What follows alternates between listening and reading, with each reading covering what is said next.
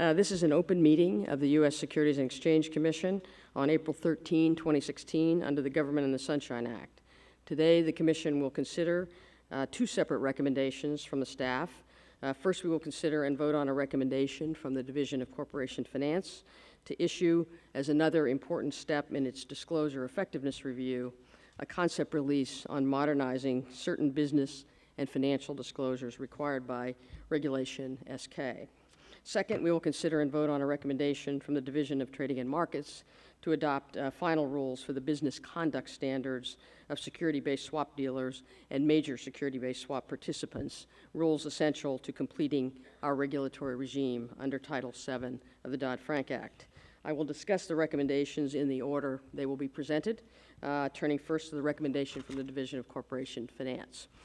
The SEC's disclosure regime is central to our mission to protect investors and the integrity of our capital markets.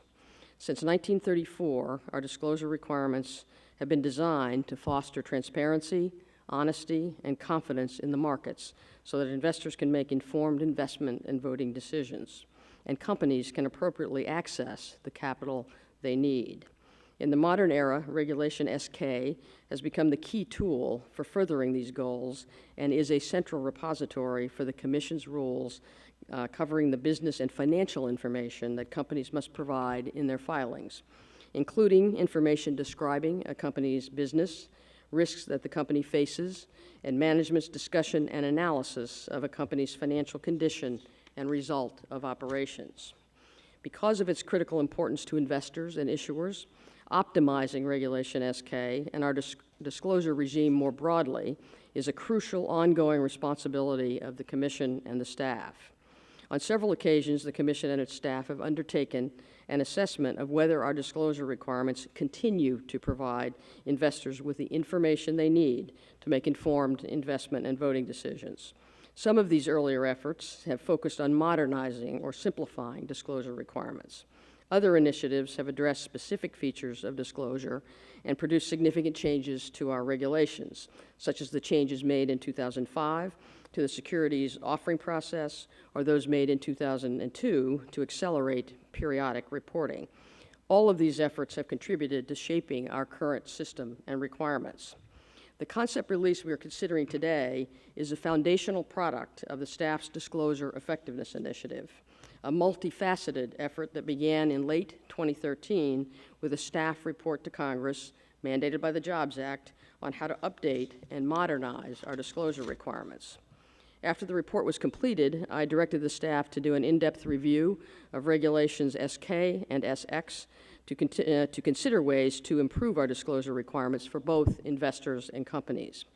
We want to make sure that our rules are facilitating both timely material disclosure by companies and shareholders' access to that information. And we want to make sure that our requirements are as efficient as they can be. The Commission's initial action in this review came in September of last year when we published a request for comment on the effectiveness of certain financial disclosure requirements in Regulation SX, which governs the form and content of financial statements to be included in filings with the Commission. The request focused on the requirements for financial disclosures that companies must file about acquired businesses, affiliated entities, guarantors, and issuers of guaranteed securities. We've received a number of comments on this request, which the staff is considering as it develops rulemaking recommendations for the Commission. Today's recommendation is focused on the business and financial disclosures required by Regulation SK in companies' periodic reports, as well as on the optimal manner of providing these disclosures to investors. As it proceeds, the staff's review of disclosure effectiveness will also encompass a consideration of the compensation and governance information required in proxy statements, which may result in future requests for input or recommendations. The staff is proceeding systematically through the disclosure regime, considering the entire regime while dividing the work into logical components that can be readily understood and addressed by the full range of interested parties. Today's recommendation analyzes evolving business models, advancements in technology, and ongoing public dialogue on disclosure issues, and seeks public input on how our business and financial disclosure requirements in Regulation SK can best be modernized in the current context. As I have said before, I believe it is best to leave to the expertise of the Commission and its staff how best to deploy our disclosure authority. But we draw on a wide-ranging input from all stakeholders on how we should do so. This concept release does just that. It considers the history and purpose of the disclosure requirements, and it establishes an accessible and thoughtful framework for better understanding companies' and investors' experiences with the requirements and whether investors are receiving the information they need. And it seeks broad input from all constituencies. The threshold questions in reviewing existing disclosure requirements for their effectiveness are: what should be kept, modified, eliminated, added to? And do the current requirements provide for the most efficient and effective means of disclosing the required information? In reviewing these core questions, the concept release includes questions drawing on public dialogue about other potential subjects for additional line item disclosures. For example, the concept release considers the increasing attention paid to sustainability matters by various constituencies, including some investors and issuers.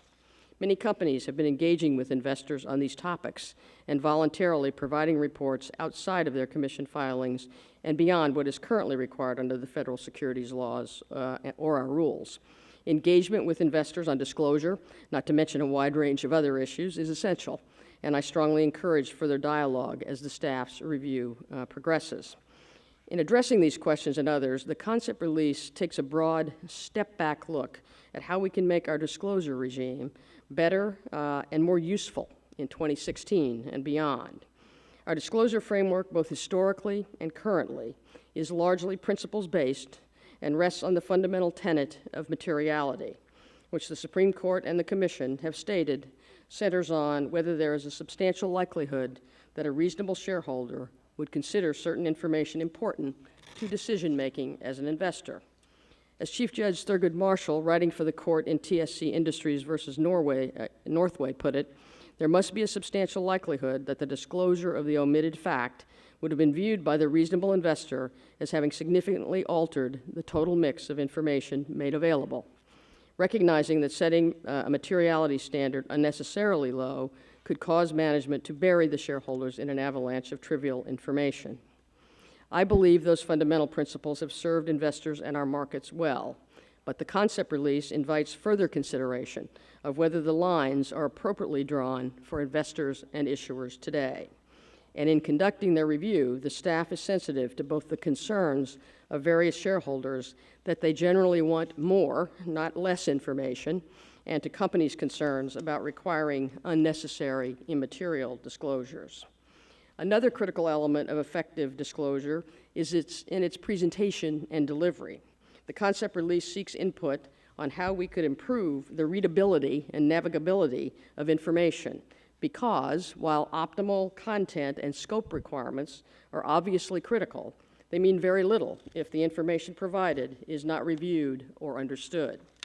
We need to take account of how various investors actually interact with companies' disclosures, what matters most to them, and what methods of delivery enhance the accessibility and intelligibility of the information provided. The concept release thus poses a range of questions, for example, about cross-referencing, hyperlinks, structured data, incorporation by reference, layered disclosure, and the use of company websites. In addition to broadly seeking input on the range of such options, we are also moving forward on other disclosure-related technology projects. The staff, for example, is preparing recommendations for a rule proposal for the Commission's consideration to allow companies to file financial statements in inline XBRL, rather than as a separate exhibit to their annual and periodic reports, which has the potential to improve the quality of the structured data that is filed and investors' access to the information. We are also furthering efforts to modernize our EDGAR system by improving the machine readability of forms and filings. And when we adopt new requirements under our rules now, we are assessing not only whether the information is needed for informed decisions by investors, but also whether the information can be usefully structured, including, among recent examples, in executive compensation proposals and new disclosure requirements for asset-backed securities. Because of the importance and nature of these manner of delivery issues, I have asked the Division of Corporation Finance, as part of its disclosure effectiveness review to form a dedicated working group to address these issues and to include staff from OIT, DERA, and the Office of the Investor Advocate.